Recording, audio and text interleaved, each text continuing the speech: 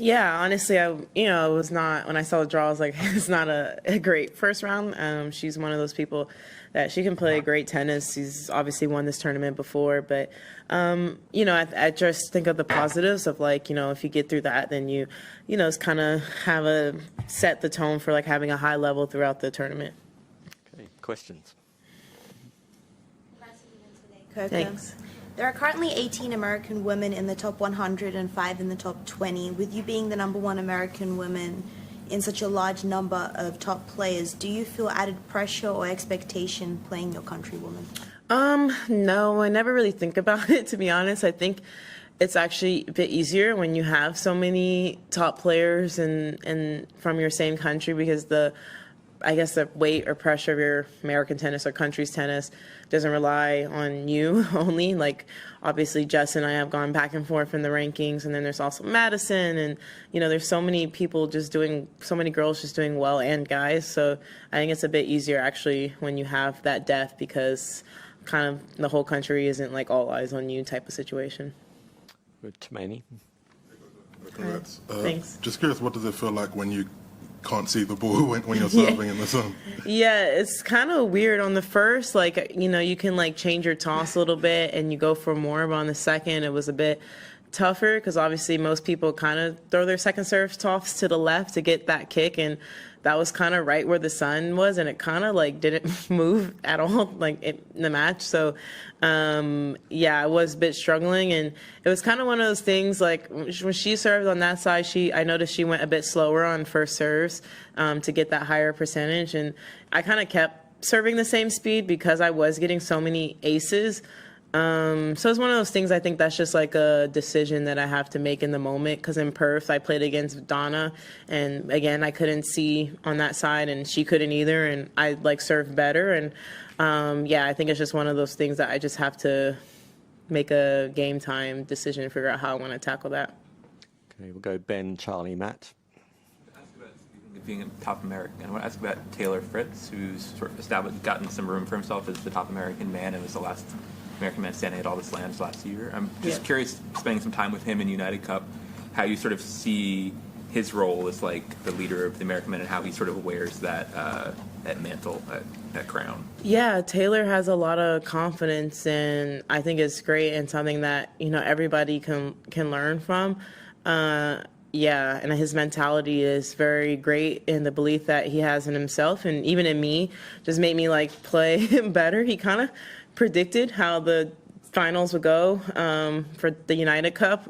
So yeah, that just shows how much confidence he has in him, and I guess it makes you have so much confidence in him. And when we were playing, like I knew if I got my point on the board, like just the way he carries himself, you're like, okay, this guy is not going to lose. So I would basically like pretty much cool down like almost all the way, just because I knew he was going to win his matches. And yeah, I think he's a great role model, I think, for now that I know him, like for American tennis. And yeah, I didn't know him well, and then I got to know him over the Olympics and then over United Cup, and yeah, I would say like he's a great person and great player. He told you were going to beat Iga?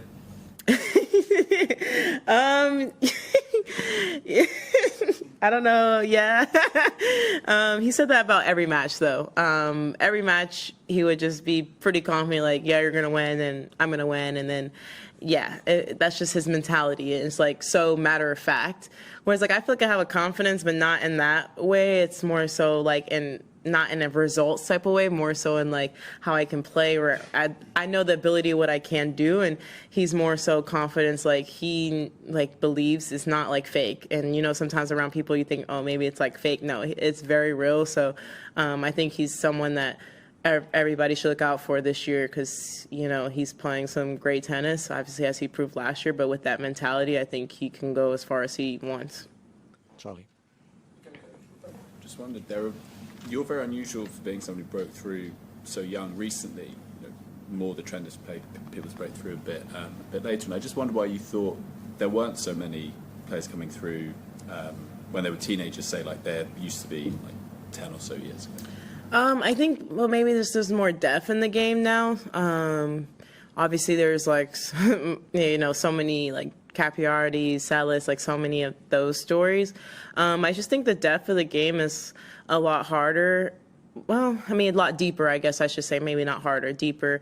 And also I think just like people pay attention to sports science more, so I feel like there's more of a gap maybe physically from between like a 15-year-old body and like a 20-year-old, 25-year-old body, which I already know the differences just growing. So I think that's kind of the reason.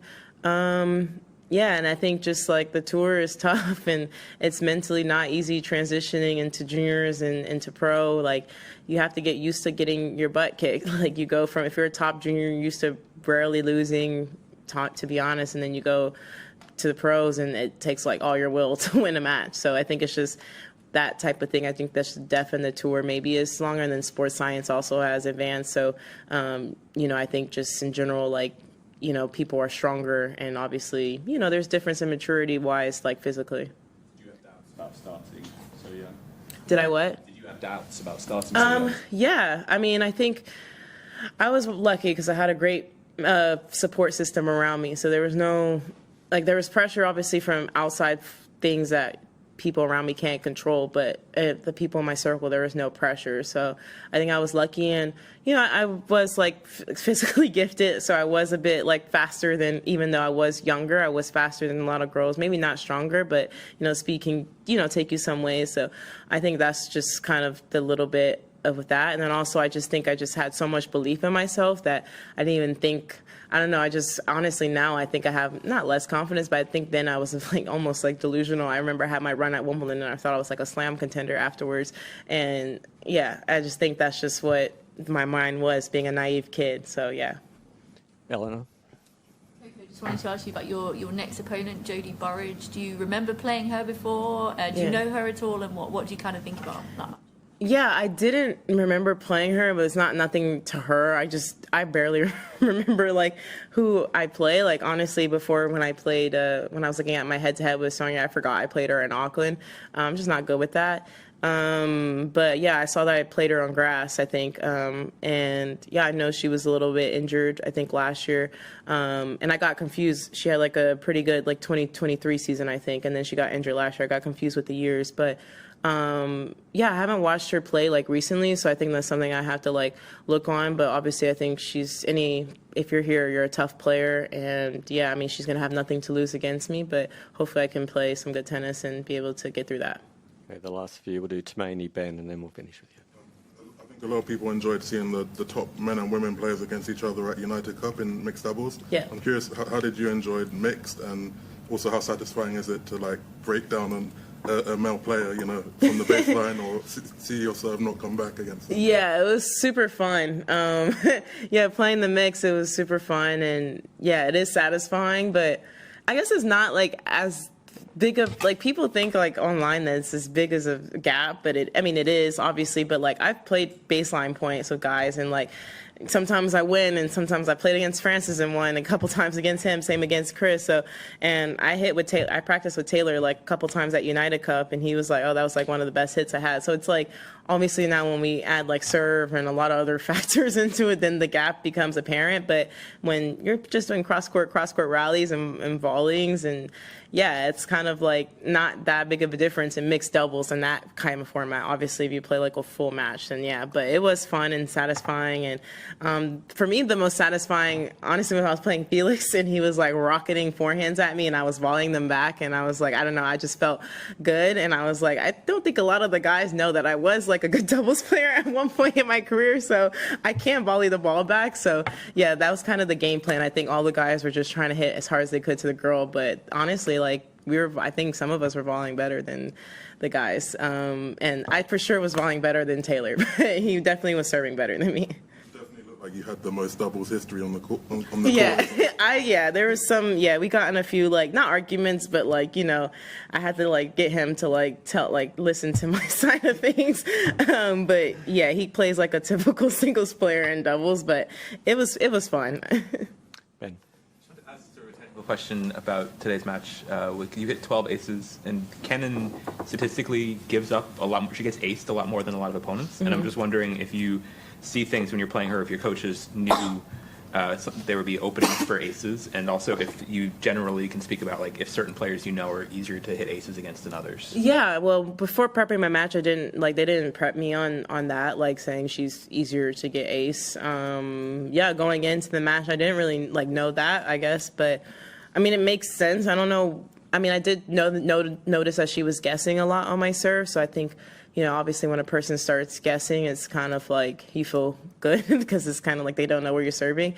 So, yeah, I mean, I've always known her to be a good returner, so I never knew that that was that stat against her. But, yeah, I think today, I don't know, I just felt like she was guessing, and I did a good job of mixing my serve up, especially on the deuce side. I don't think she knew, and sometimes I barely knew where I was serving. Quick on the on-court coaching. I'm just wondering what your vibe is on the coaching pods. Are players talking about it? Where do you sort of sit? Yeah, I know some players don't like the on-court coaching, which for me, I think it's fine to be allowed because it's like you have the choice, like if you want to be coached or not. I think it's good. Like I like this format better than like I think a couple years ago when the coach had to come on court and like one time a set or something. I think that was just like a little bit weird, but I like that when you can just say what you want when you want. So I think for me it's fine. And obviously my coaches, I gave them decision if they wanted to sit in the box or on court side, and I didn't know what they were going to choose until I walked out on court and I saw them in the box. So I'm the type of person, I don't talk a lot to the coaches, but I do like to get advice. So I am a fan of it, but I definitely like it like the way it is now, instead of having like the on-court coaching where, you know, they come on court and, you know, and then everybody can hear what's being said. So, yeah. Is there any worry, though, that we're potentially opening the door for, I guess, more interaction between opposition teams and players? Because obviously they're very close to you when you're at baseline. Yeah, no, because, I mean, if you're respectful, like, they aren't really saying anything to you, like, while you're on that side, and I don't say anything to them. I mean, yeah, I've never had that personal experience on court where they bother me. I will say at United Cup, it was like a little bit weird because like I put my towel like right next to the bench. So it was just awkward not wanting to look at like the opposing team. But I don't think it'll be any crazy stuff unless people are being like disrespectful. But I think most of the teams on tour are pretty respectful. So I don't think that will open it up for that.